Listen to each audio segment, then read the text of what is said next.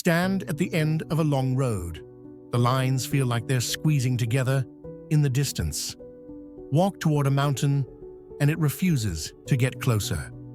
Watch the moon rise, huge and dramatic, then climb higher in the sky and somehow shrink. None of this is real, but your brain is convinced it is. We are going to break down the distance illusion that quietly impacts all of our lives. Here's the twist. Your eyes don't measure distance. They measure patterns.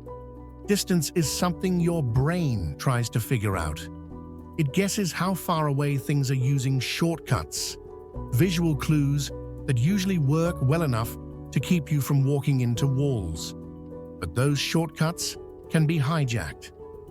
When they are, your sense of distance bends, stretches, and lies to you with confidence.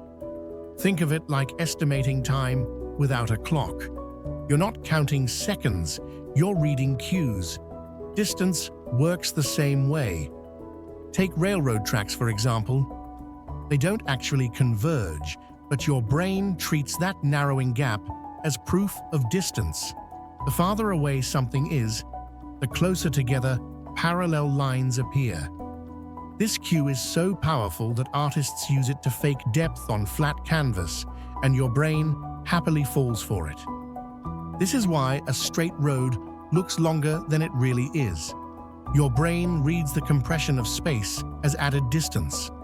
The way smaller text feels like it's farther from your eyes, even when it's printed on the same page. Now, flip the illusion.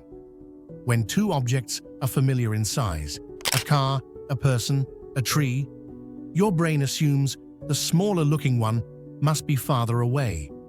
That's usually true, but it breaks when scale gets weird. This is why a distant airplane can look slow, while a nearby cyclist feels fast. Speed hasn't changed. Only the distance has. Distance shrinks motion, the way a faraway storm looks frozen even when it's tearing through miles of sky.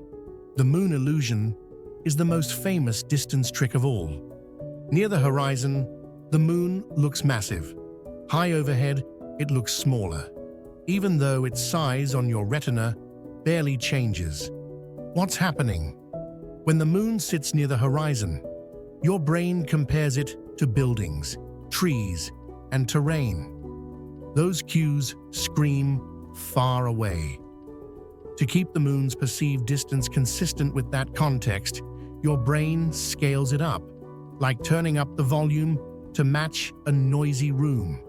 Remove the context, and the illusion collapses. That's why the moon shrinks as it climbs into empty sky. Distance also hides inside the air itself. Faraway objects look hazier, bluer, and less detailed because light scatters as it travels. Your brain reads that softness as distance. Painters call this aerial perspective. Pilots live by it, and hikers misjudge mountains because of it. Dry air can make peaks look closer than they are. Humid air pushes them back. Same mountain, different illusion. It's like hearing music through a wall. You don't think the band got quieter. You think it moved. Modern life adds a new layer. Screens flatten distance completely. On a map, continents look comparable in size even when they're not. On a phone, a 5-minute walk and a 5-hour drive occupy the same rectangle. Your brain doesn't fully recalibrate.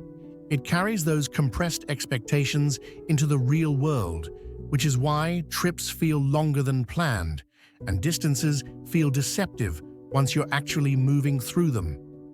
Digital space trains us to underestimate scale. Reality corrects us. Here's the important part. This illusion isn't a flaw. It's a survival feature. Estimating distance quickly mattered more than estimating it perfectly. The brain evolved to guess fast, not measure precisely. Accuracy is slow. Illusions are efficient.